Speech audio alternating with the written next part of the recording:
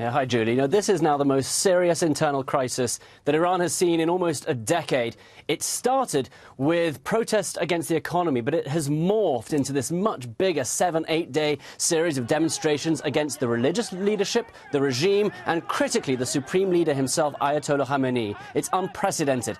The death toll now stands at 21, with over 1,000 arrested, and the US has said they will consider more sanctions if the regime gets violent. We must not be silent. The people of Iran are crying out for freedom. The US is also calling for an emergency UN meeting to discuss.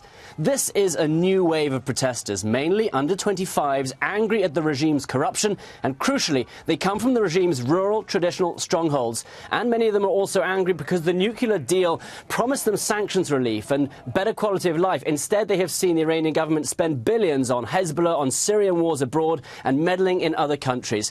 Now, the government is responding, and they've been airing videos of counter-demonstrations across the country by tens of thousands of pro-regime supporters. But many analysts believe these crowds will have been bussed in specifically for the purpose.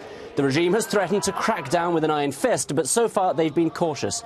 And at last we have heard from the Ayatollah Khamenei himself, who had remained very quiet up till now, and as ever, he blamed Iran's foreign enemies for this. Now, some people have predicted the fall of the Iranian regime, but it is too early to say that. Tens of thousands of protesters rather than the million we saw plus back in 2009. Nevertheless, it is a new series of protesters. Their rage is aimed at someone very different. So we'll see over the coming days if this escalates or perhaps if it just peters out. We just don't know. But a lot of support from the US for those rising up. Julie? Benjamin Hall, thank you so much.